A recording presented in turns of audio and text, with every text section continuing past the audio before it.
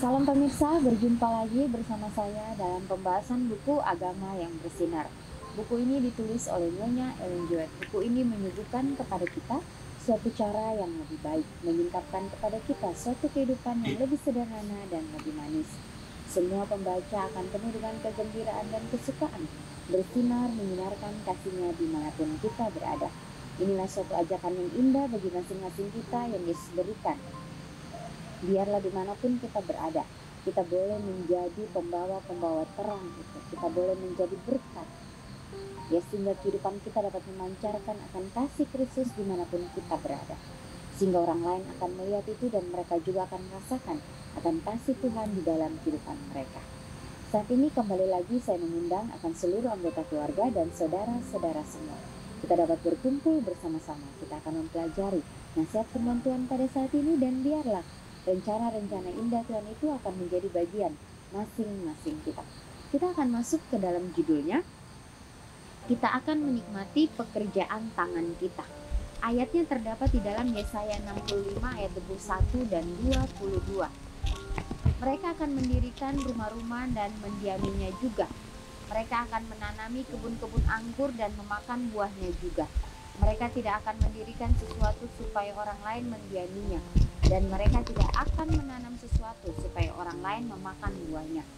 Sebab umur umatku akan sepanjang umur pohon, dan orang-orang pilihanku akan menikmati pekerjaan tangan mereka. Di bumi yang dijadikan baru, orang-orang yang ditebus akan terlibat dalam pekerjaan dan kesenangan yang membawa kebahagiaan kepada Adam dan Hawa pada permulaan dahulu kala.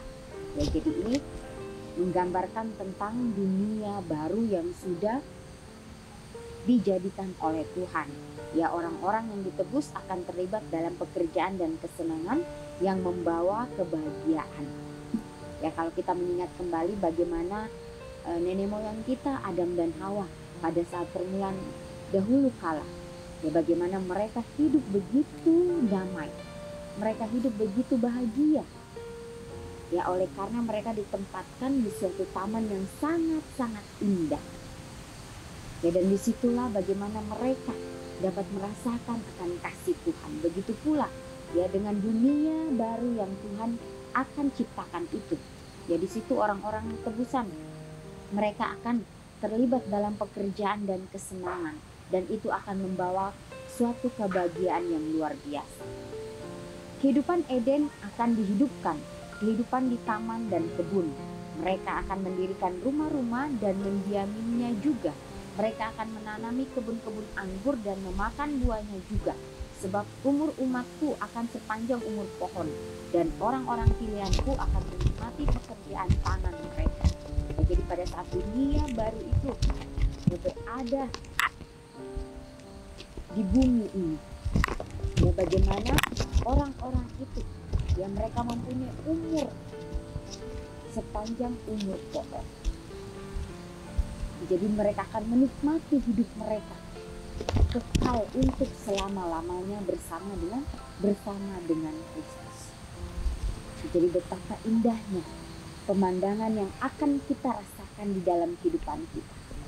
Ya, bagaimana Tuhan kita yang menjadi guru kita akan terus mengajarkan kita tidak henti-hentinya. Bagaimana kasih-Nya yang begitu indah yang akan terus kita pelajari di dalam kehidupan kita. Ya, kita akan dikatakan menanam, dan kita akan memanen hasil itu, dan kita akan memakan itu. Ya, di dalam kehidupan itu, ya, kita terus bekerja, melakukan pekerjaan sampai selama-lamanya.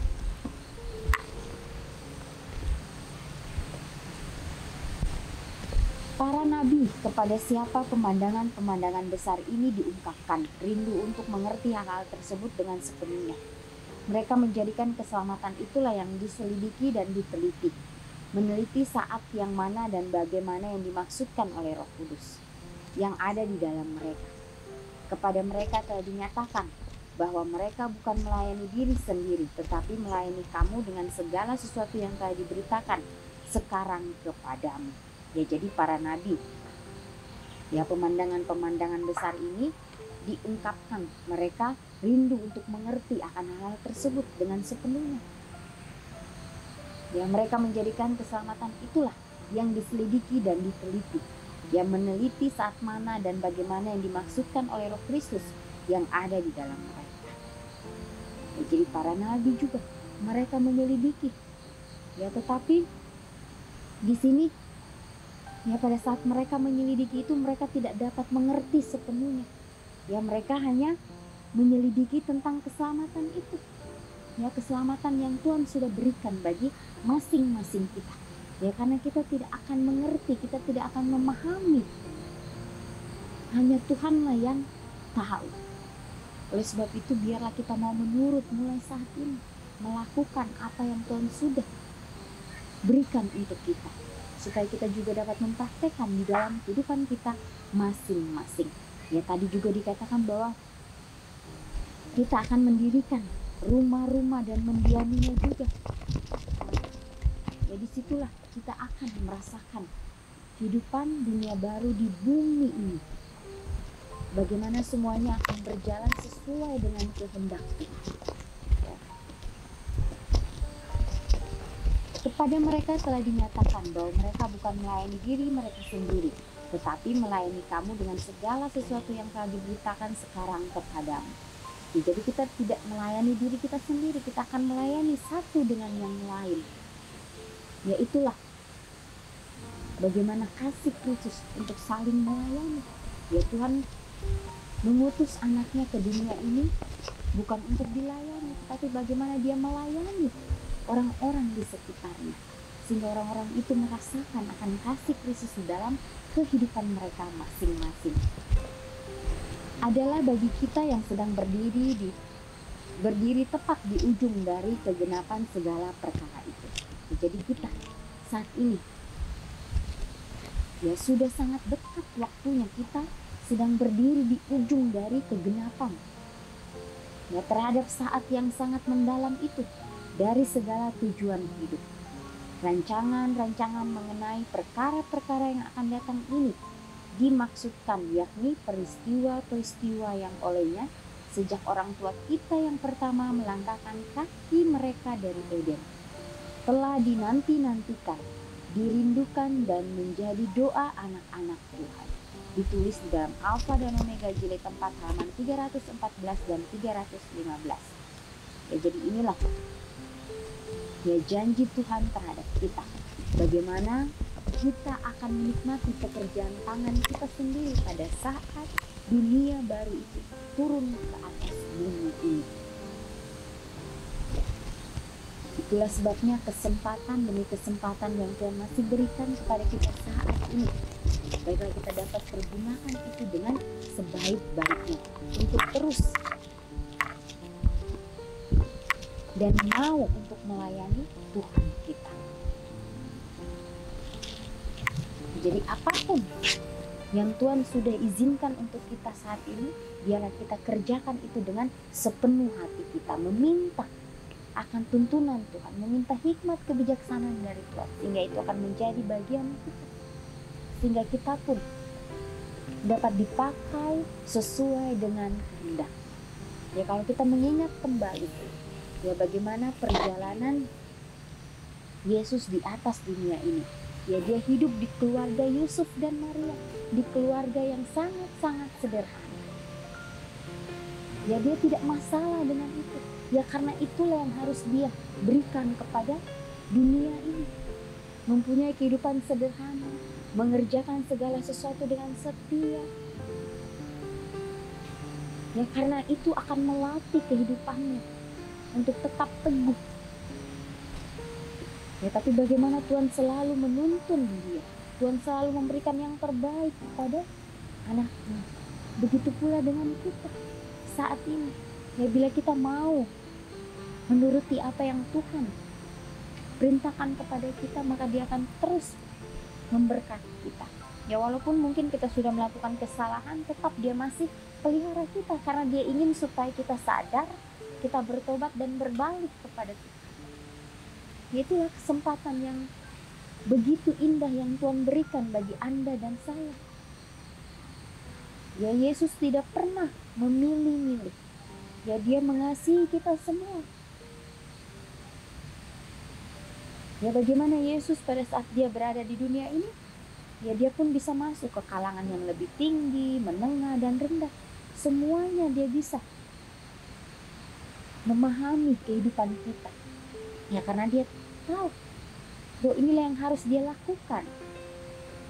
Dari kata-katanya yang sederhana itu dapat memberikan kita ya suatu pemahaman yang baik, sehingga kita dapat mengerti apa yang Yesus katakan. Ya, biarlah terang yang Tuhan sudah berikan kepada kita, biarlah kita mau menerima itu di dalam kehidupan kita. Ya, dengan sepenuh hati kita mau menerima itu. Ya, sehingga kehidupan kita hari demi hari ya boleh menjadi berkat bagi orang lain. Ya, tidak ada hal yang penting selain melakukan apa yang Tuhan sudah perintahkan bagi kita. Di dalam kehidupan kita, apapun yang kita lakukan, kita meminta akan pimpinan Tuhan. Kita meminta Dia supaya Dia dapat memimpin kita ke arah yang lebih baik. Walaupun akan banyak tantangan yang akan kita hadapi, ya bagaimana si jahat itu bekerja keras ya untuk mempengaruhi kita, tetapi kita harus yakin dan percaya bahwa Tuhan kita akan bersama-sama dengan kita, memegang tangan kita untuk terus maju di dalam kehidupan kita.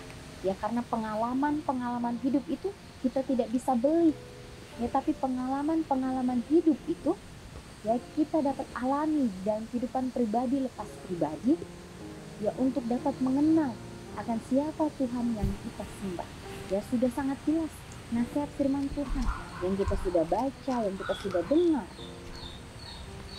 Ya, setiap hari. Ya, mungkin dari antara kita menyisihkan waktu kita untuk mendengarkan firman Tuhan.